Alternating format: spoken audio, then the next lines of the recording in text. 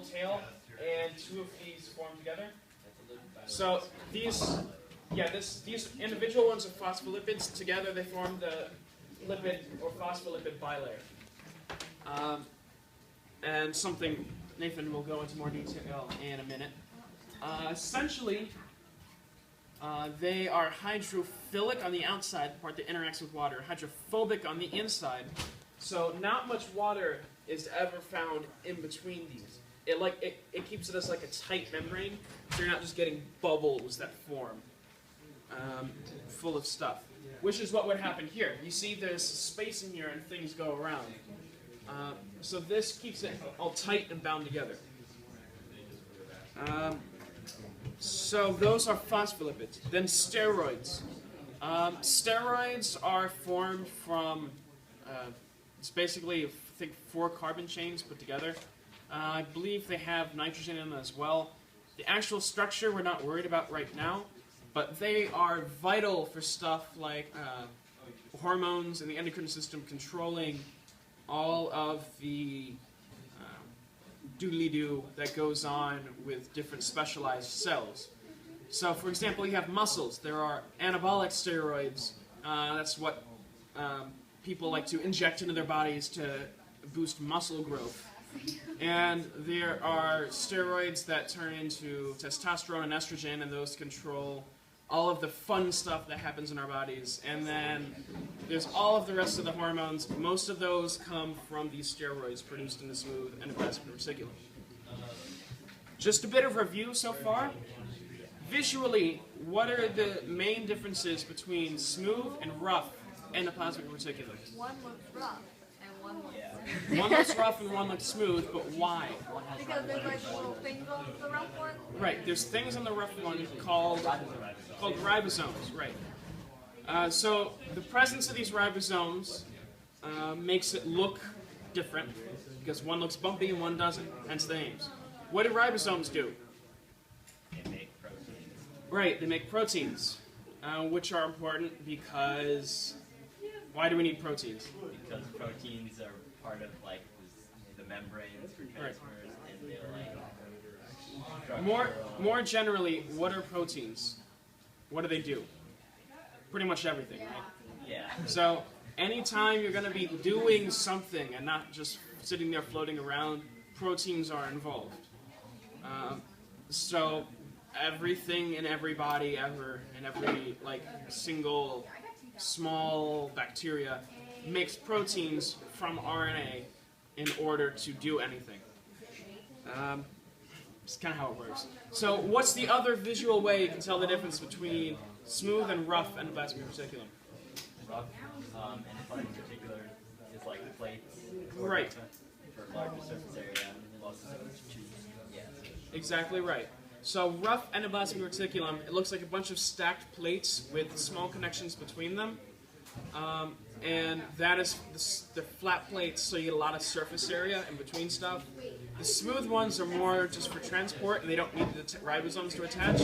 So they're not worried about surface area, and they just form a bunch of tubes. Okay. Are these connected to, or are they separate from and floating around the nucleus?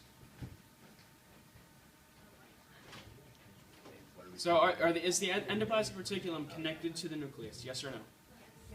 Yes. And where is it connected? Look behind me. Right, the nuclear membrane, but you'll have this opening here called a lumen, L-U-M-E-N, in the endoplasmic reticulum that attaches smoothly to the inside of that double layer of the nuclear membrane, which is the paranuclear space. So these go together, and rough and smooth endoplasmic reticulum just kind of smoothly attach to the nuclear membrane, because they're made out of the same stuff. So, moving along. Down here we have Golgi bodies, or Golgi bodies. Some Italian guy, I don't know how to pronounce that in Italian, but it's really, really big, so it was one of the first organelles to be discovered. It was discovered in '98. You don't really need to know that. What you don't need to know is that Golgi discovered it. So what these do is they will take stuff from the endoplasmic reticulum, package it and mark it, kind of like a UPS would take your stuff, package it, put a label on it, and the tags on there tell it where to go. So then it'll attach to the cytoskeleton and transport to wherever it needs to go throughout the cell. So we're going to look at this a bit more in detail. So, kind of like the endovascular reticulum, it looks like a bunch of plates, but these are not attached. They're just kind of stuck right up against each other. They're not bound to each other necessarily. So you'll get a vesicle that comes in here. It comes in from the nuclear side and attaches to one of these plates on what's called the cis face. The opposite side is the trans face. I think of it in like alphabetical order, cis to trans. Can you repeat that? Yeah. So you have a vesicle that attaches to the nuclear body on the cis face, C-I-S. It's kind of out of focus. And, no? Really good focus. Okay. I just have bad writing now. So that will attach to the nuclear side, and that's where it comes in and binds to one of these plates, and enters one of these, what's called a cisterna. C-I-S-T-E-R-N-A. Plural is called cisternae. It has an extra E in the end.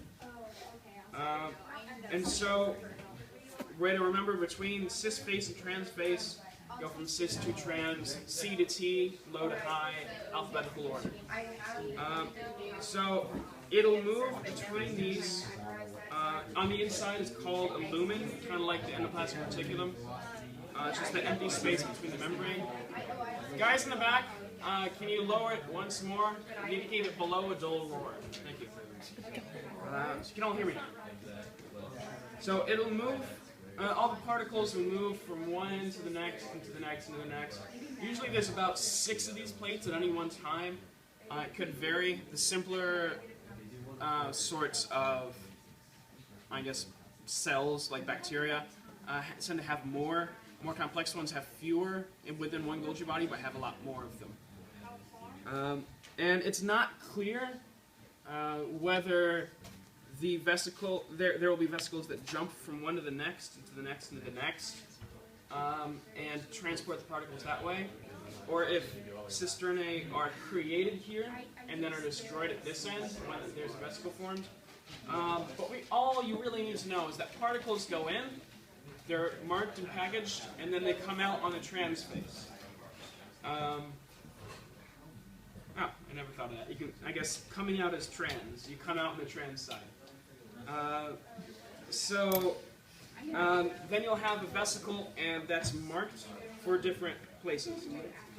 Generally, there's three types of vesicles that will come out with different markers, and they go to different places.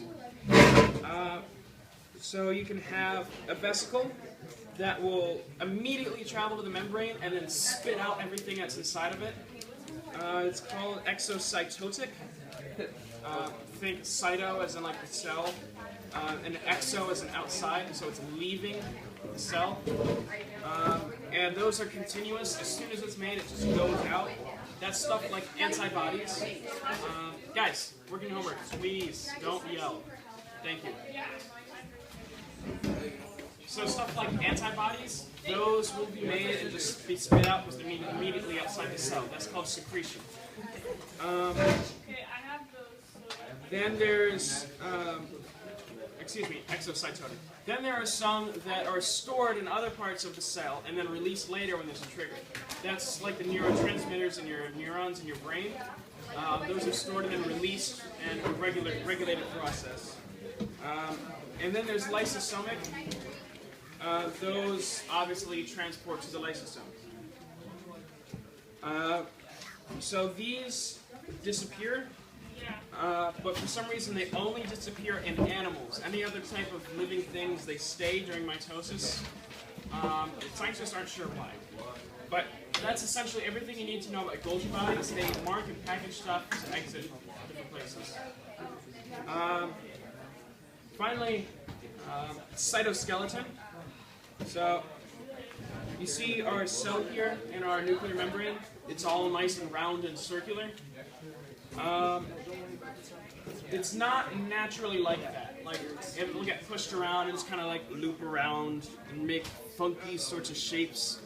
But it's kept in a nice, neat, spherical formation most of the time. And that's because of the cytoskeleton. It holds the shape of the cell and everything within that cell.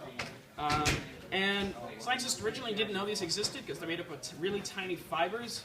But then they found out they control basically everything. So they control the movement of the cell with like amoebas, like forming different shapes and pseudopods and stuff like that. They control cilia and flagella. That's like the wiggly tendrils coming off of cells that make them move around. Bye, guys. They are all throughout the cell, again, as I said, to preserve the shape. Also to change the shape, kind of like with the muscles. They contract in some spaces and expand in others. And there's also microfilaments which facilitate transport of stuff inside the cell. So I'm going to go through these one by one.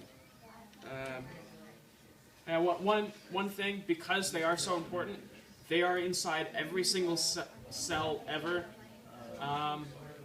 It's kind of a fundamental necessity, kind of like having DNA. If you didn't have DNA, you'd just be a floating package of proteins. The smallest are actin filaments. Actin you need to know. Or microfilaments.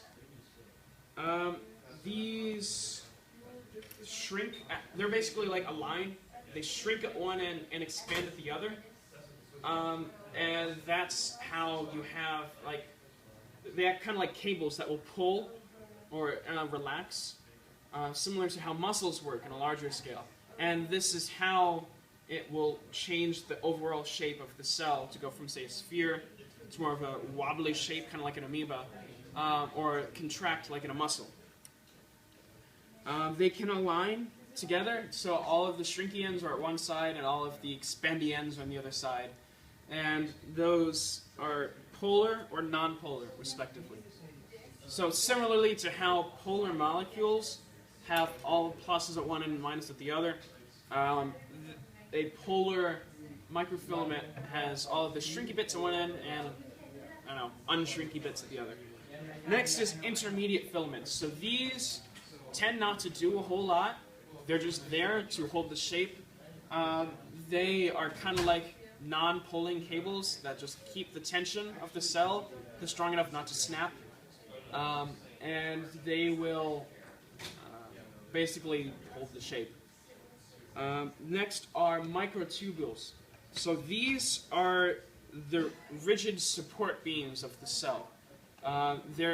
If the first two are like cables that have tension, these resist pushing forces. They're hollow. They're usually about, I think I miswrote that. But basically they're hollow cylinders. There you go. Yeah, so they're hollow cylinders, and they're actually bigger than some other parts of the cell. And so things will travel inside and on the outside of them. So when you have vesicles moving throughout the cell, most of the time they're not just floating, they're traveling along this with a bit of actin helping them move. Remember, actin will shrink and expand, and that helps it crawl or walk across these microtubules. So they're kind of like the highway within a cell. What? I have a water bottle back there. Can you grab it? I'm almost done. After this, I go on to Nathan. And these, if you remember, are also used by the centrioles and centrosomes during mitosis and meiosis. They grab the chromosomes, pull them, snap them in half. If it's not there, it's fine. Don't worry about it. So again, they facilitate intracellular transport. They hold the shape from pushing forces that would try to contract them. They're used in cell division. They're also used to create the cell wall in plants. Not just the structure, but physically building it. Cilia and flagella use these as kind of like the overall like rigid structure inside that gets moved. And they're hollow cylinders. At this point, I'm going to turn it over to Nathan.